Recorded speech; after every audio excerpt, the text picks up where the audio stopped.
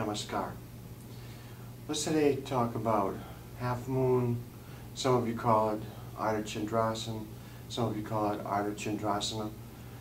And this posture is in relation to a blog post that I had made earlier where I gave a written description about going to the right side. I'm actually going to show you and demonstrate going to the left, but it's the same principles. If you were at home and you're going to do this for home practice, and you're either working on physical rehabilitation for one reason or another, maybe you haven't practiced yoga before and you want to try your hand at props.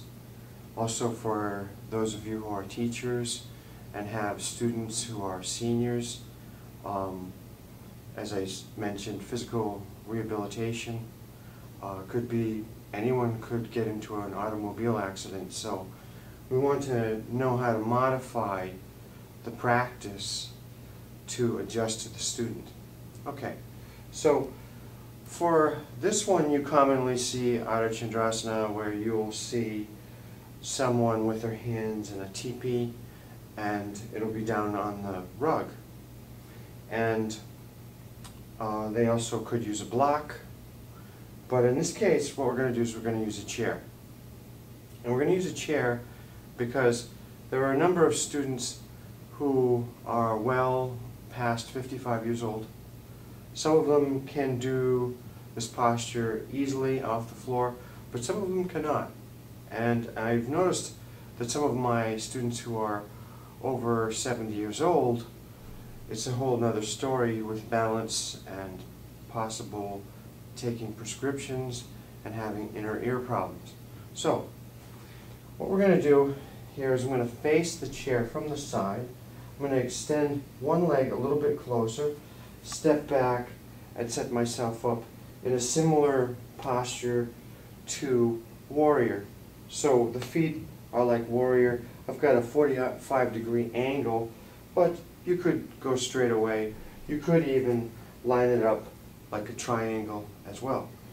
So I've gone out this way because what I'm going to do next, and you could go into this any number of ways.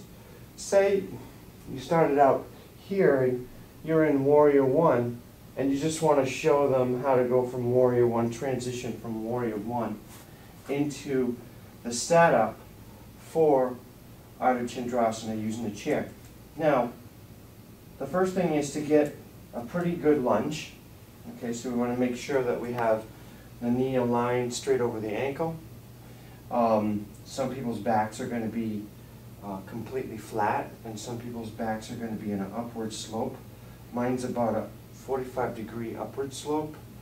And it really does depend on the body, the length of the arms, and everything else. That's why a lot of times we should adjust the practice for the individual and not try to do a cookie cutter operation and make everyone conform to particular rules that might not apply to their body.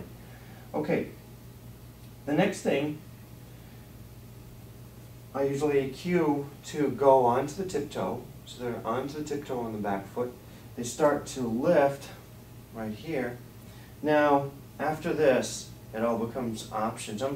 Because I've got my weight on the left side, I've got my right foot out and my right toe pointed out to the right side.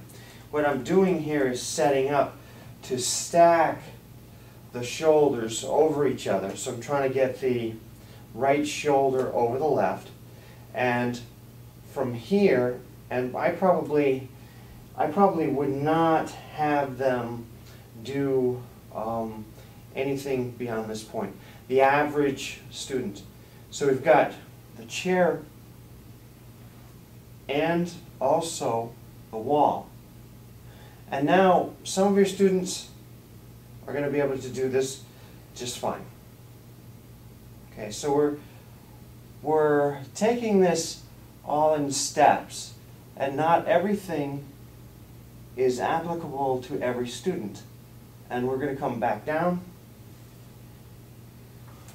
and we're going to step forward into a flat back posture, sometimes called monkey, and come up slow.